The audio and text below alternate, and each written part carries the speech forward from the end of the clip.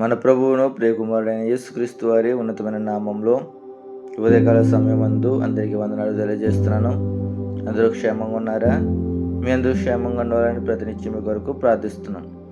ఈరోజు దేవుని వాగ్దానం చూసుకుందామండి. అందరి దగ్గర పరిశుద్ధ గ్రంథాలు ఉన్నట్లయితే తెరిచి చూడండి. ఈరోజు దేవుని వాగ్దానము కీర్తనల గ్రంథము 33వ అధ్యాయము 20వ వచనం. మనము యెహోవా పరిశుద్ధ నామమందు నమ్మకం ఉంచుచున్నాము, ఆయనను బట్టి మన హృదయము సంతోషించుచున్నది. మన ప్రాణము యెహోవా కొరకు కనిపెట్టుకొనుచున్నది. మనం కష్టాల్లో ఉన్నప్పుడు సాధారణంగా మరి ఎవరి వైపు చూస్తాం? ఎక్కువ మనం మనుషుల సహాయ కోసమో లేదంటే ధనం కోసమో చూస్తూ ఉంటాం. కానీ ఇక్కడ కీర్తనకారుడు అని అంటున్నాడు, నా ప్రాణం దేవుని కోసం కనిపెడుతుంది అని చెప్పడం జరిగింది.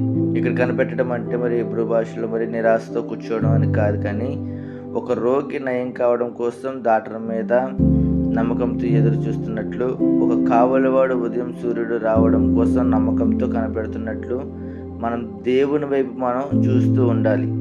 పరిస్థితులు ఎంత చీకటిగా ఉన్నా దేవుడు నా జీవితంలో కార్యం చేస్తాడని నమ్మకం ఉండడమే కనిపెట్టడం. అంటే మనం దేవుడు మన జీవితంలో కార్యం అనేది చేస్తాడు అని బలమైన విశ్వాసం మనకు ఉన్నట్లయితే నిజంగా దేవుడు మన జీవితంలో మరి కార్యం అనేది చేస్తాడు. ఆయన పరిశుద్ధ నామమందు మనం నమ్మకించున్నాము, ఆయనను బట్టి మన హృదయము సంతోషించుచున్నది. ఈ లోకంలో మన సంతోషం దేని మీద ఆధారపడి ఉంటుందండి? ఉద్యోగం ఉంటే బాగుండు అని సంతోషం పడతాం, లేదంటే ఆరోగ్యం బాగుండేందుకు మనం సంతోషంగా ఉంటాం, అనుకున్నది జరిగితే ఇంకా సంతోషంగా మనం ఉంటాం. మరి ఇవన్నీ మారేవి, కానీ వాక్యం చెప్తుంది ఆయనను బట్టి మన హృదయం ఎంతగానో సంతోషిస్తుందని.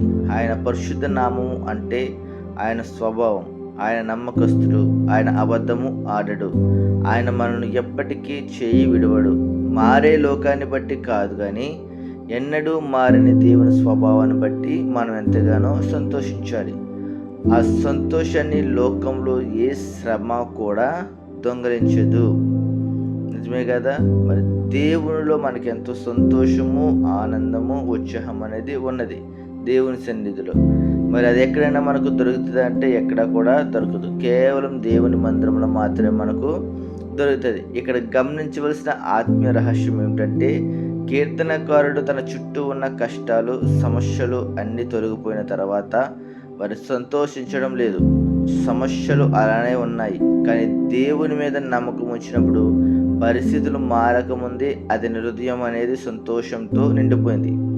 దేవుడు మన ప్రార్థన వినగానే మొదట మన చుట్టూ ఉన్న వాతావరణాన్ని మార్చకపోవచ్చు, కానీ ఆ వాతావరణాన్ని తట్టుకునే శక్తిని, సమాధానాన్ని మొదట మన హృదయంలో ఇస్తాడు. లోపల సమాధానం ఉంటే బయట ఎంత పెద్ద తుఫాను ఉన్నా మనం ఎంతగానో స్థిరంగా మనం నిలవబడతాం.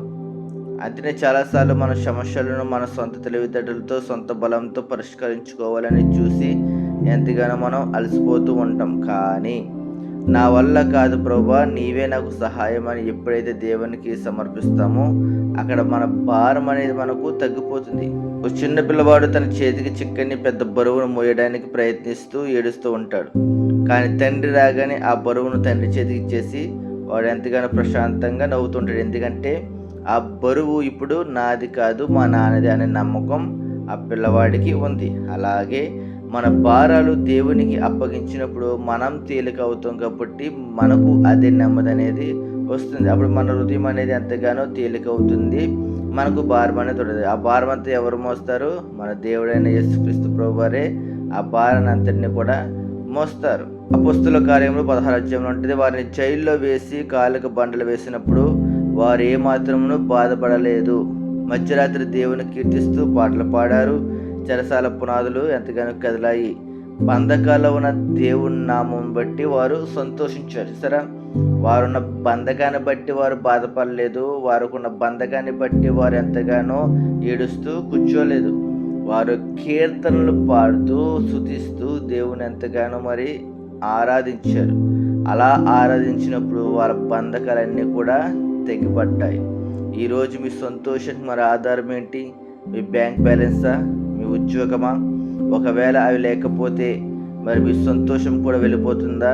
మనం అలా ఉండకూడదు. మన దేవుని చేతుల వైపు, ఆయన ఇచ్చే ఆశీర్వాదాల కోసం చూస్తున్నామా, లేదా ఆయన ముఖం వైపు, ఆయన వ్యక్తిత్వ పరిశుద్ధ కోసం చూస్తున్నామా?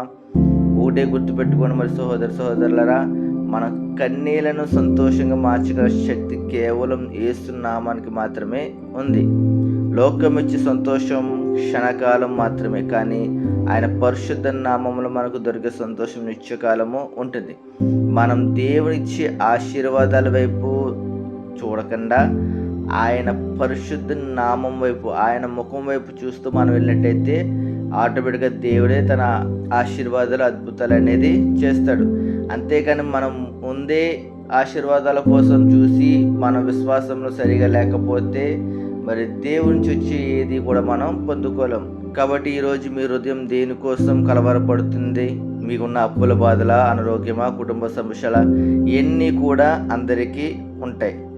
కానీ ఒక్కసారి మన హృదయాన్ని దేవుడి వైపు తిప్పుకున్నప్పుడు ఆయన మనకు సహాయంగా, కేడముగా ఉండబోతాడు.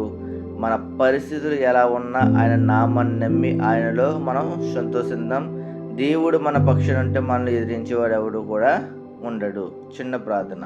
పరిశుద్ధుడైన తండ్రి, కృపగలిగిన మా దేవ, యేసుక్రీస్తు శ్రేష్టమైన నామములలో నీకు వందనాలు ప్రభువా. ఈరోజు నీవు మాతో మాట్లాడిన నీ జీవము గల వాక్యమును బట్టి నేను స్తుతిస్తున్నాము. మన ప్రాణము యెహోవా కొరకు కనిపెట్టుకొనిచున్నది, ఆయనే మనకు సహాయము, మనకు కేడమై ఉన్నాడు అని మేము చదువుకుంటున్నామయ్యా. రాజా, మా సొంత జ్ఞానము, మా సొంత బలం మీద కాకుండా కేవలం నీ మీద మాత్రమే ఆధారపడే మనసును మాకు దయచేయండి. మా జీవితంలో ఎలాంటి కష్టాలు, తుఫానులు ఎదురైనా నిరాశ చెందకుండా నమ్మకంతో నీ వైపు చూసి కనిపెట్టే హృదయాన్ని మాకు ప్రసాదించండి ప్రభువా. ఇక్కడ కూడి ఉన్న ప్రతి బిడ్డకు నీవే సహాయంగా ఉండి, ఎవరైతే బలహీనంగా ఉన్నారో వారికి నీ బలమును ఇవ్వండి. ఎవరైతే శత్రువుల యొక్క పోరాటాల గుండా, నిందల గుండా వెళ్తున్నారో వారికి నీవే కేడమునై ఉండి రక్షించమని వేడుకుంటున్నామయ్యా. లోక సంబంధమైన వస్తువులు బట్టో, మనుషులను బట్టో వచ్చే తాత్కాలికమైన సంతోషం మాకు వద్దు. నీ పరిశుద్ధ నామమందు నమ్మకం ఉంచి పరిశుద్ధులు ఎలా ఉన్నా నిన్ను బట్టి మాత్రమే మా హృదయములు సంతోషించి ఆత్మీయ అనుభవంలోనికి మమ్మల్ని నడిపించండి. మా హృదయాల్లో ఉన్న ప్రతి ఆందోళనను, భయాన్ని ఇప్పుడే యేసుక్రీస్తు వారి నామంలో గద్దించి నీ పరలోక సమాధానంతో మమ్మల్ని నింపండి అయ్యా. మా నమ్మకం నీవే, మా నిరీక్షణ నీవే దేవా. ఈ ప్రార్థన వింటున్న ప్రతి ఒక్కరి హృదయాల్లోని నీ శాంతిని, సంతోషాన్ని స్థిరపరచమని మా రక్షకుడైన యేసుక్రీస్తు వారి అతి పరిశుద్ధమైన నామంలో ప్రార్థిస్తాం తండ్రి. Amen, amen, amen. అందరికీ మై గాడ్ బ్లెస్ యు. దేవుడి మీద దీవించును గాక. ఆమెన్. దేవుని చిత్తమే రేపటి దినం మరొక వార్తతో కలుసుకుందాం. అంతవరకు సెలవు. God bless you.